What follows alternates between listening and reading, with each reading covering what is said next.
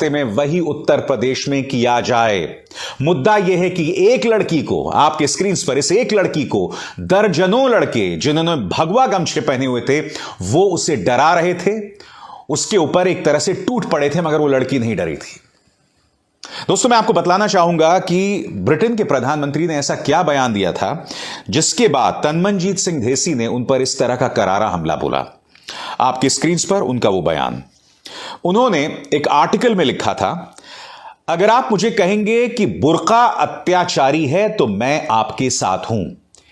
यह बहुत ही हास्यास्पद है कि मुस्लिम औरतें बुर्का पहनकर घूमती हैं क्योंकि वो लेटर बॉक्सेस की तरह दिखती हैं जिसमें आप अपने खत डालते हैं ना।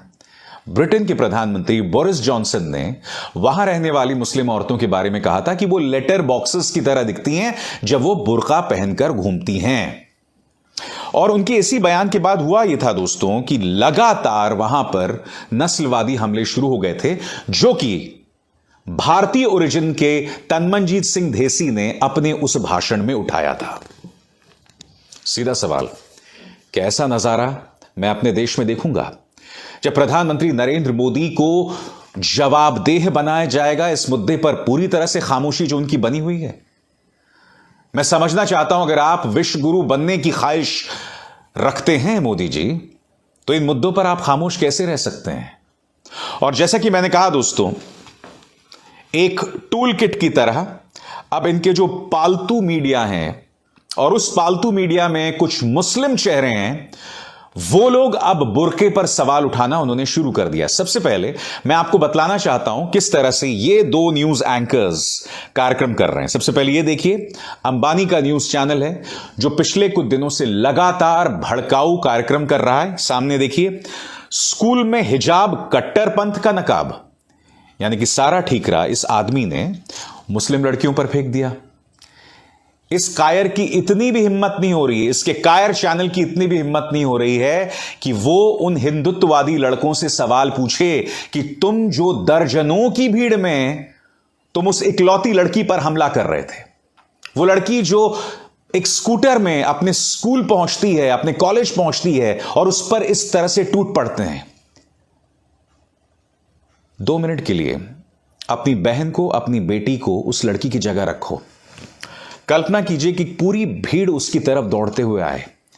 क्या आप अंदाजा लगा सकते हैं कि आपकी बहन या आपकी बेटी किस खौफ से गुजरेगी? क्या डर उसके दिमाग में चल रहा होगा? वही डर उस लड़की के दिमाग में था, मगर वो डरी नहीं। हां, इन्होंने यह भी मुद्दा बना दिया कि उसने अल्लाह अकबर क्यों कहा, और उन्होंने यह भी मुद्दा बना दिया कि जब उसने अल्लाह अकबर कहा तब जाके उन्होंने जय श्री राम कहा। आप मुझे बताइए ना, जब आप किसी की वजूद, किसी के पहचान को लेकर इस तरह से लगातार हमला करते रहेंगे तब क्या होगा। खैर, अब आपके सामने एक और पत्रकार जिसने तिहाड़ जेल में पत्रकारिता का नाम रोशन किया था, यह देखिए क्या कार्यक्रम कर रहा है। इस्लाम धर्म में हिजाब बुर्का जरूरी है, यानी कि अब इस्लाम को घेरा जा रहा है। और मैंने कहा ना, कुछ पत्रकारों को उतारा जाएगा जो मुसलमान हैं। और यही नहीं, मेरे एक पत्रकार मित्र हैं, उन्होंने कहा था, देखिएगा भाजपा की वो जो 2 प्रवक्ताएं हैं ना, निखत अब्बासी और शाजिया इल्मी, वो भी आ जाएंगी बुर्का के नुकसान बताने के लिए। और जैसा कि कहा गया दोस्तों, उसी तरह से हो भी रहा है। आपके सामने ये पत्रकार हैं जो एबीपी न्यूज में हैं, और उन्होंने क्या कहा एक एक पढ़ के सुनाना चाहता हूं मैं आपको। मैं हैरान हूं इनके डबल स्टैंडर्ड से।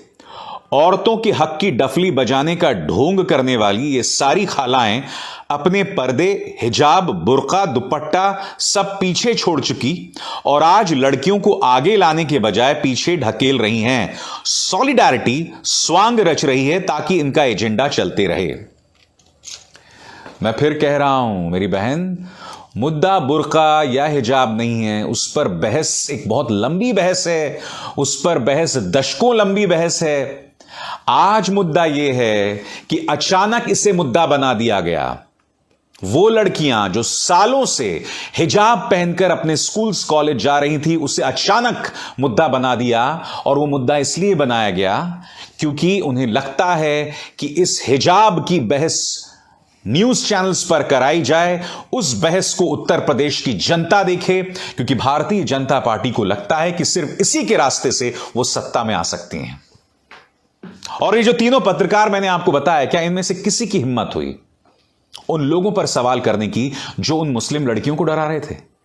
दोस्तों, मैंने एक और वीडियो देखा था, उसके अंदर एक मुस्लिम लड़की कोने में है बिल्कुल, और उसके आसपास कई हिंदू लड़के जो हैं भगवा पगड़ी पहने उस पर चिल्ला रहे हैं, और वो लड़की पलटकर कहती है कि तुम सब मुझ पर क्या टूट पड़ रहे हो, एक एक करके आओ और एक एक करके मुझसे सवाल करो, मैं एक एक सवाल का जवाब दूंगी।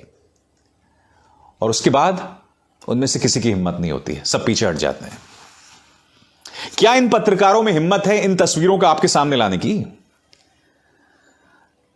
मैं आपसे समझना चाहता हूं, पिछले कुछ अरसे से लगातार ये खबरें दुनिया भर में जा रही हैं कि मुसलमानों को किस तरह से टारगेट किया जा रहा है, ईसाइयों के धर्म स्थलों को किस तरह से टारगेट किया जा रहा है, सिखों को किस तरह से बदनाम किया जा रहा है। क्या इन पत्रकारों की हिम्मत है कि देश की साख को जिस तरह से नुकसान पहुंचाया जा रहा है, इस पर ये लोग डिबेट करें? ये लोग क्या कर रहे हैं आपको दिखाई दे रहा है? ये सब पालतू हैं भारतीय जनता पार्टी के प्रचार तंत्र के। इन मोहतरमा को हिरेन जोशी का कॉल आया होगा और कहा गया होगा उनसे कि ये तमाम चीजें आप कहें। अगर तुम अपने आप को प्रगतिशील सोच का समझते हो तो पहले मुद्दे पर रहो। हर बार अपने कार्यक्रमों में विपक्ष से भिड़ते रहना, सरकार से सवाल पूछने की तुम्हारी हिम्मत नहीं है। तुम अपने सारे डिबेट्स में विपक्ष से भिड़ती रहती हो या भिड़ते रहते हो। यह तुम्हारी पत्रकारिता है, और इसमें कोई बैलेंस नहीं है, इसमें कोई न्यूट्रलिटी वाली बात नहीं है, तटस्थता नहीं है इसमें। क्योंकि इस मुद्दे पर न्यूट्रलिटी दिखाने वालों को मेरा एक संदेश, न्यूट्रलिटी वहां नहीं होती जहां एक पक्ष जो है वो ताकतवर हो, उसके पास तमाम संसाधन हो, ताकत हो, प्रचार तंत्र हो, और दूसरा पक्ष उसके खिलाफ प्रचार तंत्र हो, उसके पास ताकत ना हो। क्योंकि ऐसे में जब आप न्यूट्रल हो जाते हैं ना, तो जो ताकतवर पक्ष है वो और ताकतवर होता है, और जो कमजोर पक्ष है वो और कमजोर होता है। मैंने ये सीखा है इंसानियत के लिहाज से, पत्रकारिता के लिहाज से। नमस्कार।